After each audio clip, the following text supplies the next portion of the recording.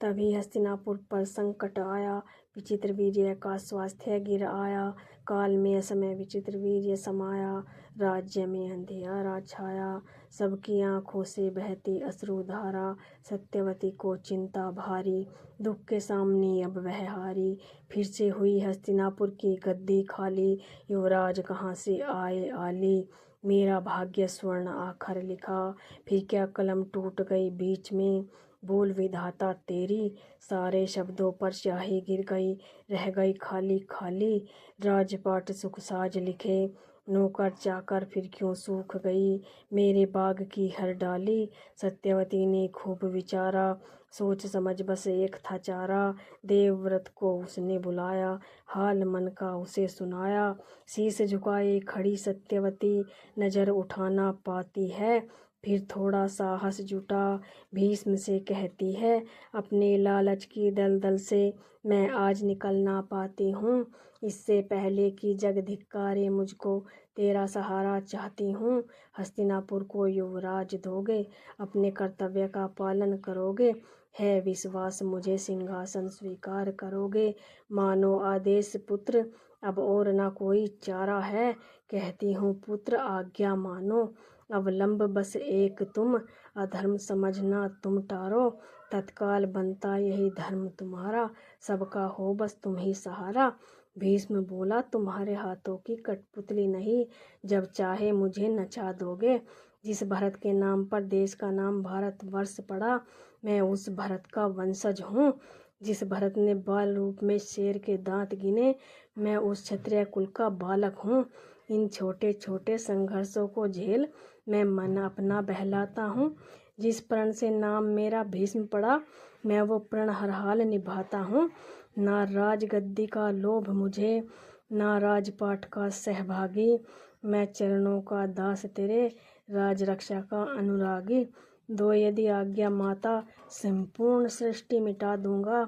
मैं सूर्यवंश का क्षत्रिय कुलीन, नभ को पग पर अभी झुका दूंगा। मेरे पास बस प्राण मेरे, ना तनिक विलंब करूं माता। लेनी है बस आज्ञा एक, शीश काट चरण धरूं माता। क्या संदेह सुत की निष्ठा पर, या खो चुकी संपूर्ण विवेक। जो क्षत्रिय धर्म डिगाने आई हो, बातें करती बचकाना क्यों। तो क्षमादान मुझको मेरा क्यों पर्ण डिगाने आई हो। सत्यवती ने दिमाग घुमाया, हर समस्या का हल निकल आया। अचानक एक दीप नजर आया, सत्यवती थी जब कुंवारी। उसका था एक बेटा वेद व्यास जटाधारी। सत्यवती ने देवव्रत को किया इशारा, व्यास ऋषि को तुरंत बुलाया। भीष्म ने माता के आगे शीश झुकाया, तुरंत ऋषि को महल ले आया। व्यास ऋषि थे अति ज्ञानी, लंबी जटा वेश भयंकर, हाथ कमंडल धारी। सत्यवती को किया प्रणाम, बोलो माता मेरे योग्य कोई काम। मैं हूँ माता पुत्र तुम्हारा, माता की आज्ञा धर्म है मेरा। कहो क्यों याद किया, यह कष्ट मेरे लिए किस कारण किया। पुत्र हस्तिनापुर पर संकट आन पड़ा है, तू ही एक अवलंब जान पड़ा है। अब मत करो विलंब, है आदेश मेरा साधो यह काम अविलंब।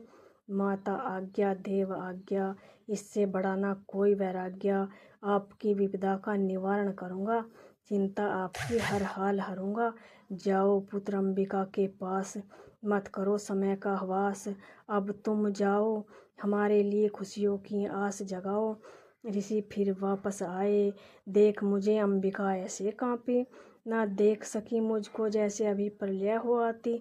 इसका किया मैंने विचार, अंबिका के पुत्र को होगा नेत्र विकार।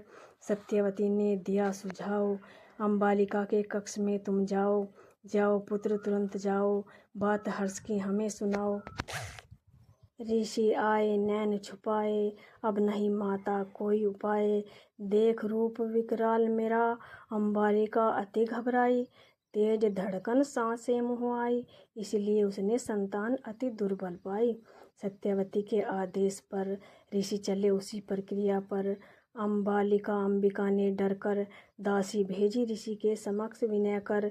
बोले ऋषि सुनो हे माता, होगा जो दासी कुमार बड़ा होशियार, तेज बुद्धि चातुर्य का धनी होगा, शीलवान दया धर्म और न्याय के मूरत होगा। अब जाने की आज्ञा दीजिए, निश्चिंत हो राजमहल में रहिए, हस्तिनापुर का भविष्य सुरक्षित है। यहाँ पर भीष्म से योद्धा सूरवीर हैं, टिक सकता नहीं भीष्म के सम्मुख स्वयं काल, कर सकता नहीं कोई बांका बाल। कहाँ की नाव कौन खिवैया, सब कर्मों का खेल है भैया, वक्त का किसी को पार न पाया, लाख जतन चाहे किसी ने बनाया। आज भीष्म का राजपाट सत्यवती के हाथ, जाने किस वंश को जाता है, शांतनु को गलत निर्णय आज गजब ढाता है। भीष्म के साथ शांतनु का वंश समाप्त होता है, सिर्फ सत्यवती का वंश चलता है। आज महल में खुशियाँ आई, 3 कुमारों की सत्यवती दादी कहलाई। अंबिका ने धृतराष्ट्र, अम्बालिका ने पांडु जन्मा था, दासी पुत्र विदुर कहलाया। समय बीता गद्दी चर्चा का विषय बन आई, राजगद्दी पर कौन विराजे, राजमुकुट किसके मस्तक साजे। धृतराष्ट्र दृष्टिहीन थे, पांडु एकमात्र शेष थे।